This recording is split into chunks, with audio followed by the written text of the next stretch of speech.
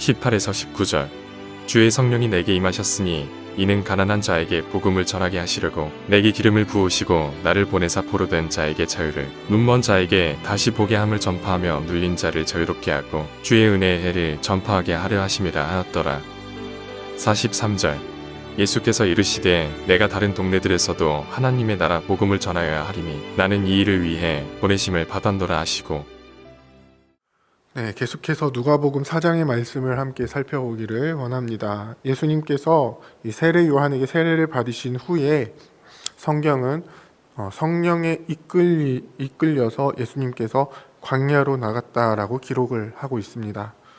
그리고 광야에 나간 이유는 바로 사탄에게 시험을 받으시기 위함임을 밝히고 있습니다.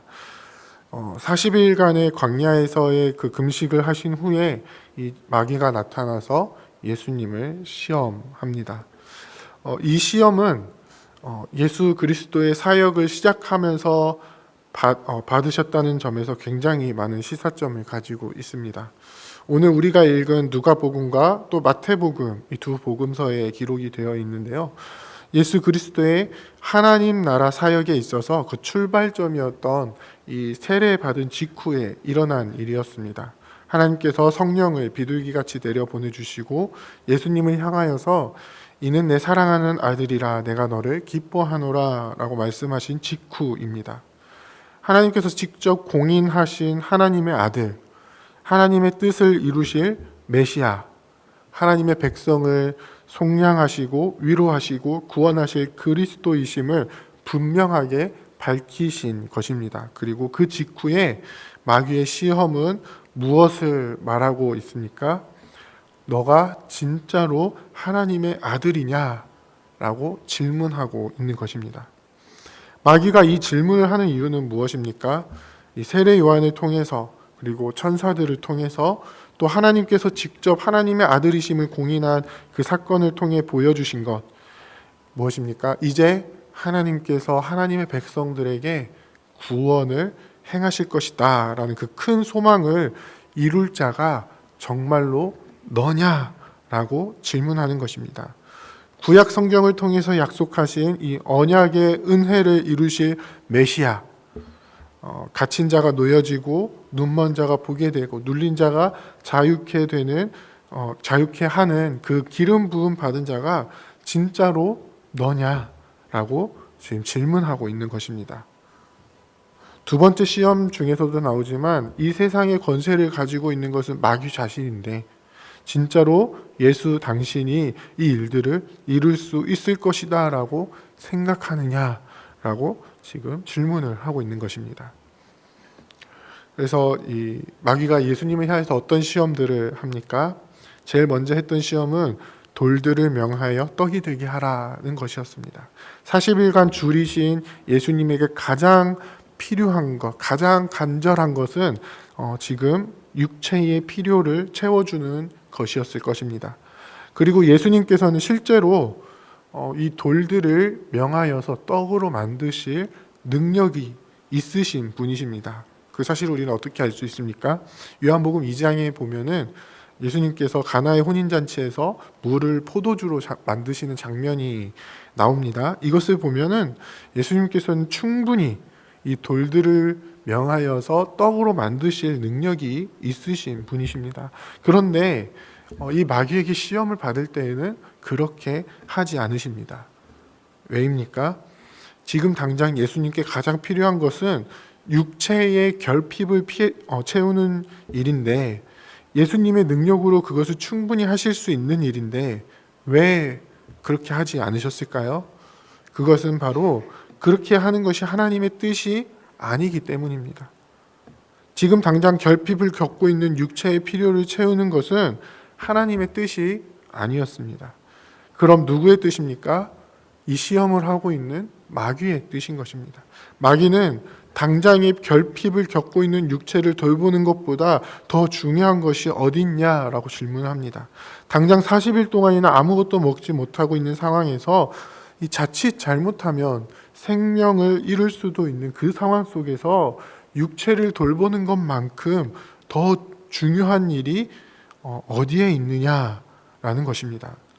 하지만 예수님께서는 육체를 돌보는 것보다 더 중요한 것이 있다라고 말씀합니다. 뭐라고 말씀하시죠? 바로 하나님의 말씀을 통해서 살아가는 것이다 입니다. 오늘 누가복음에서는 조금 생략되었지만 마태복음에서는 사람이 떡으로만 살 것이 아니요 하나님의 입으로 나오는 모든 말씀으로 살 것이라고 분명하게 말씀합니다. 이것은 하나님의 뜻 가운데 살아가는 것을 의미합니다. 우리가 잘 알고 있는 것처럼 이 말씀은요, 신명기 8장 3절의 말씀을 인용하신 것입니다. 하나님께서 이스라엘 민족에게 만나를 주신 것은 사람이 떡으로만 살 것이 아니라 하나님의 말씀으로 살아야 한다 하는 것을 깨닫게 하기 위함이다라고 말씀하고 있는 본문입니다. 하나님의 말씀 가운데 살아갈 때에 그 백성에게 필요한 일용할 양식을 채워주시는 하나님의 은혜를 믿어야 한다는 것입니다. 그것이 구원받은 백성의 삶의 모습이라는 것입니다. 예수님이 받으신 두 번째 시험은 무엇입니까? 모든 권세와 영광을 보여주면서 나에게 절하면 이 모든 것을 주겠다는 것입니다.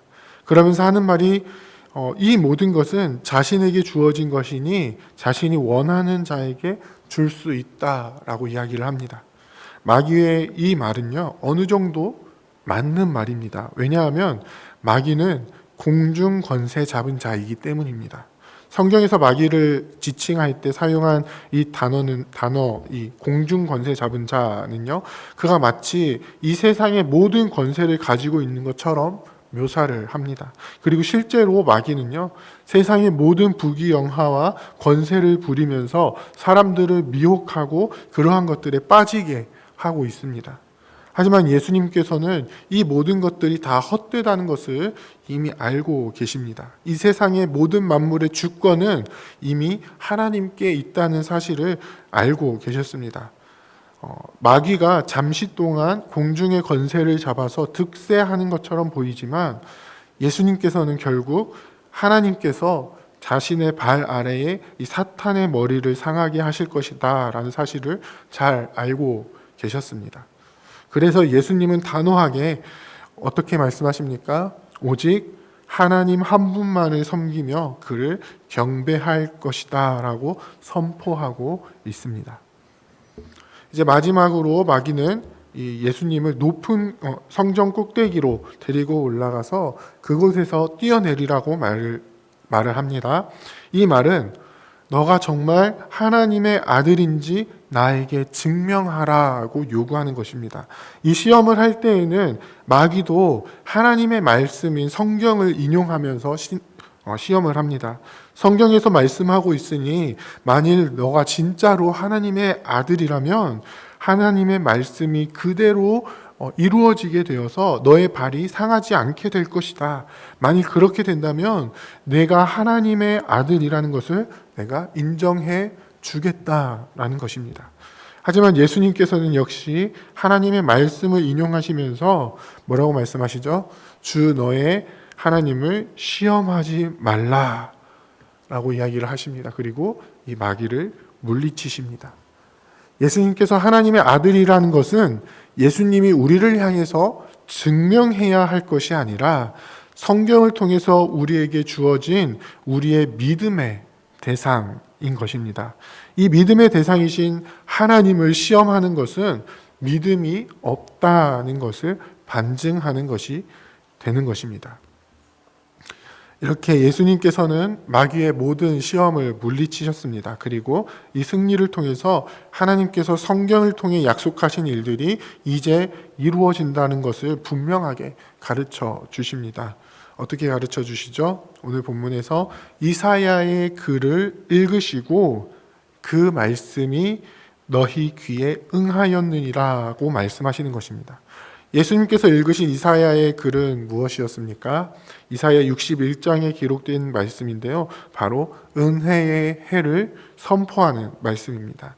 가난한 자에게 복음을 전하게 하시고 포로된 자에게 자유를 주시고 눈먼 자에게 보게 함을 또 눌린 자에게 자유를 선포하는 것입니다.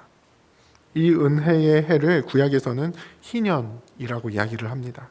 이 희년은 하나님께서 하나님의 백성들에게 주시는 너무나도 큰 은혜를 이야기합니다. 주의 백성들이 살아가는 동안에 생겨나는 여러 가지 상황들로 인해서 자유를 빼앗기고 억눌리고 착취를 당했던 백성들에게 은혜를 선포하는 해입니다. 하나님의 온전케 하시는 은혜가 선포되는 해입니다. 누가복음은 예수 그리스도를 통해서 이루어지는 하나님의 사역이 그의 백성들에게 희년으로 나타난다라는 것을 보여주고 있습니다. 하지만 나사렛 사람들은 예수님에 대해서 배척을 하기 시작합니다. 어려서부터 익숙하게 보아온 예수님의 메시지를 인정할 수 없는 것입니다. 그들은 소문에 들은 가버나움에서 이 예수님께서 행하신 일들을 나사렛에서도 행할 것을 요구합니다. 아마도 예수님께서 기적을 행하신다면 그 말을 믿을 것이다 라는 말로 예수님께 기적을 요구했을 것입니다. 그런데 우리가 성경을 통해서 이 예수님께서 기적을 행하셨을 때의 모습을 살펴보면요, 예수님께서는 사람의 믿음을 통해 하나님의 뜻을 이루실 때에 이 기적을 행하셨지, 사람들에게 예수님 자신의 존재를 증명하기 위해서 기적을 행하시지는 않으셨습니다. 이것은 마치 광야에 있을 때 마귀가 예수님께 자신이 하나님의 아들임을 증명하라고 시험하는 것과 같습니다. 그들의 요구는 믿음에서 비롯된 것이 아니라 예수님을 인정하지 않고 끌어내리기 위한 구실을 찾을 이 변명에 지나지 않습니다. 예수님께서는 나사렛 사람들의 이러한 모습을 보시면서 선지자가 자기 고향에서 환영을 받지 못함을 말씀하십니다. 이 말씀은 그동안 하나님께서 보내신 선지자를 이스라엘 민족이 어떻게 배척했는지를 보여주고 있습니다. 하나님의 선지자들은 자신의 고향뿐 아니라 자신의 민족인 이스라엘 민족 사람들에게 배척을 당했었고, 참 하나님의 말씀을 전하는 자들은 모두 죽임을 당했기 때문입니다. 하나님의 말씀을 듣는 자들이 그 말씀에 대한 믿음이 없이 자신의 고집과 아집으로 가득 차 있을 때에 하나님의 말씀이 어떻게 배척당하는지를 예수님께서는 분명하게 보여주고 계십니다. 그리고 예수님 스스로가 죽임을 당하게 되는 그 상황까지 처하게 되면서 이 땅에 은혜의 해가 분명 성취되고 임하였지만 사람들이 그것을 거부하고 있음을 또한 분명하게 보여주고 계십니다. 사람들은 이 예수님을 거부하지만, 이 예수님의 선포하시는 메시지 은혜의 해를 거부하지만, 그럼에도 불구하고 예수 그리스도의 사역이 이루어지고 복음이 전파되는 곳에서는요, 이사야 선지자의 글이 응하는 것을 볼 수 있습니다. 복음이 선포될 때에 귀신들이 복음의 선포를 견디지 못하고 쫓겨 나가는 것입니다. 귀신들은 하나님의 복음이 선포되어지는 그 자리에서 예수님을 두려워했습니다. 예수님을 보고 하는 말이 우리를 멸하려 왔나이까 하는 질문이었습니다. 그들은 예수님께서 하나님의 아들이심을 분명하게 알고 있었고, 자신들은 예수님에 대항하여 절대로 이길 수 없다라는 것을 알고 있었습니다. 그래서 귀신들은 예수님을 피해서 도망을 가는데요, 그 과정에서 자신들이 할 수 있는 모든 반항을 합니다. 자신이 들어가 있던 사람을 넘어뜨리는 것입니다. 하지만 예수님께서 함께 계실 때에는 귀신은 아무런 힘을 쓸 수가 없습니다. 넘어진 사람들도 그 몸은 하나도 상하지 않았다라고 기록을 하고 있습니다. 사실 이때에 귀신 들렸던 사람들은 예수님께서 회당에 오시기 전에는 그 표시가 잘 나지 않았던 사람들입니다. 예수님께서 오시지 않았다면 이 사람이 귀신이 들렸는지 알 수 없었을 것입니다. 예수님께서 오셔서 하나님 나라의 복음을 선포하실 때에 예수님의 권위에 귀신들 스스로가 정체를 드러내고 사람들에게서 빠져나오게 되는 것입니다. 이 일들을 이루시는 예수님께서는 자신의 사명에 대해서 어떻게 말씀하십니까? 43절에 보면요, 내가 다른 동네들에서도 하나님 나라의 복음을 전하여야 하리니 나는 이 일을 위해 보내심을 받았노라고 말씀하십니다. 하나님의 은혜의 해를 선포하시면서 억눌린 자들에게 노임을 주시는 자유와 회복의 해를 선포하시는, 하나님의 백성을 온전케 하시고 속량하시는 그 은혜의 해를 선포하시는 이 일을 하시기 위해서 이 땅에 오셨음을 분명하게 밝히고 있습니다. 그리고 아직 억눌림 속에 있는 성도들을 향해서, 그 백성들을 향하여서 소망의 메시지를 주고 계신 것입니다. 사랑하는 부평교회 성도 여러분, 우리 안에 이 예수 그리스도께서 선포하시는 은혜의 해가 온전히 이루어지기를 원합니다. 우리가 이 땅에 살아갈 때에는요, 예수님께서 당하신 이 모든 시험을 당할 수밖에 없습니다. 귀신 들렸던 자가 경험했던 것처럼 온갖 악한 영들, 교만한 영들, 거짓 영들에게 우리는 미혹을 당할 수밖에 없습니다. 마귀가 광야에서 예수님을 시험했던 내용들은요, 사실 이 땅을 살아가는 우리 모두가 당하게 되는 그런 시험들입니다. 우리의 육신을 하나님의 뜻보다 앞서 챙기는 것, 세상의 권세와 부귀 영화를 위해서 하나님의 자녀로 택하신 그 존귀함을 버리고 이 땅의 것들에 몸을 굽히는 일들, 우리를 구원하러 오신 예수 그리스도를 향해서 온전한 믿음을 보이지 않으면서 오히려 예수님더러 우리에게 구원자이심을 증명하라고 하는 이 하나님을 시험하는 일들, 이 일들은요, 생각보다 우리의 삶 속에서 비일비재하게 일어나고 있습니다. 이 일들이 명확하게 내가 너 시험하고 있는 거야 라고 하면서 우리 눈앞에 나타난다면 사실 어찌어찌 이겨낼 수도 있을 것 같긴 합니다. 그런데 이러한 일들은 어떻게 일어납니까?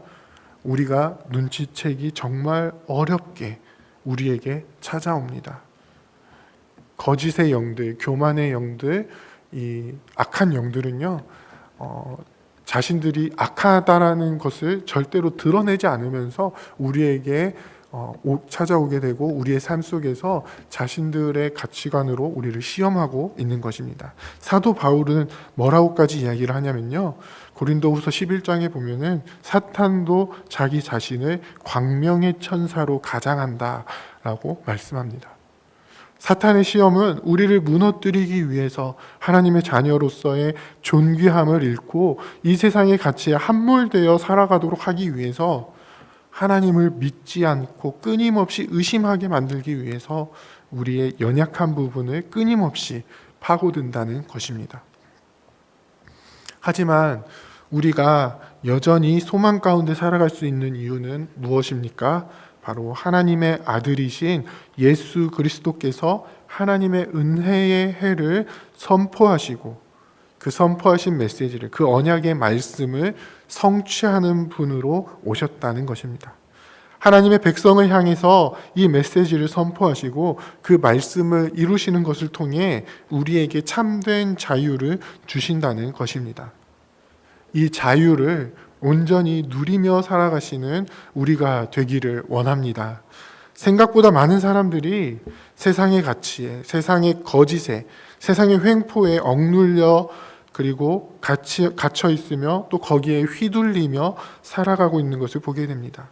이 공중의 권세 잡은 자에게 사로잡혀서 세상의 가치로 끌려가고 있는 것을 보게 됩니다. 세상 사람들뿐만 아니라 교회 안에서도 그런 모습을 보이고 있는 것을 우리는 쉽게 발견할 수가 있습니다. 이러한 안타까운 상황이 왜 계속해서 교회 안에 일어나게 되는 걸까요? 우리는 예수 그리스도의 자유케 하시는 그 은혜 안에 온전히 거하기를 원합니다. 우리에게까지 전파되어 온 이 복음이 우리의 삶에 온전히 이루어지기를 원합니다. 복음이 선포하는 그 내용이 우리의 삶 속에 온전히 나타나게 되어서 그 복음의 능력을 나타내 보이는 우리가 되기를 원합니다. 더 이상 세상 가치에 끌려다니는 것이 아니라, 세상의 거짓말에 속는 것이 아니라 이 참된 복음의 메시지를 붙들고 우리를 자유케 하시는, 우리를 놓이게 하시는, 우리를 온전케 하시는, 우리를 속량하시는 그 주님의 그 크신 은혜 안에 온전히 거하시는 저와 여러분들이 다 되시기를 주님의 이름으로 부탁드립니다. 함께 기도하겠습니다. 이제 오늘 받은 말씀으로 함께 기도하겠습니다. 예수 그리스도를 통해 이루시는 희년의 은혜 가운데 온전히 거하며 자유함을 누리는 백성들 다 되게 하옵소서. 마귀가 우리를 미혹하기 위해 육신의 약함, 세상의 부귀영화, 심지어 하나님의 말씀까지 사용해도 주님의 은혜 안에 거하며 날마다 승리하는 주의 백성이 되게 하옵소서.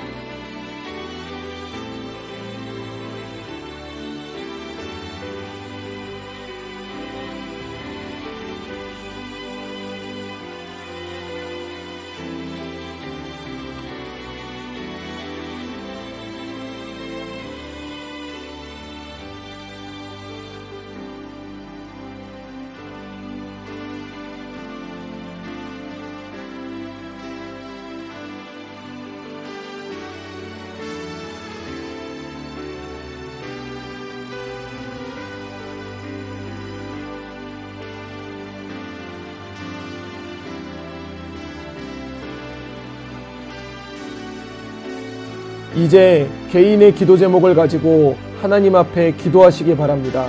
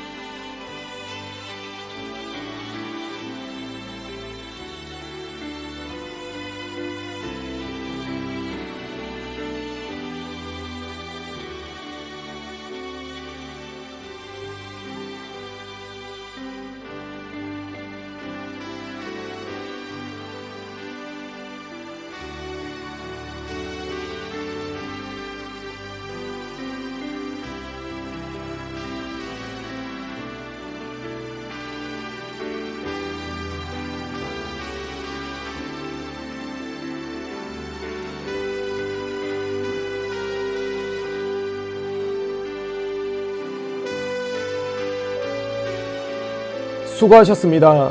오늘도 하나님의 인도하심 가운데 승리의 하루를 보내시는 우리 재건부평교회 모든 성도님들이 되시기를 주님의 이름으로 축복합니다.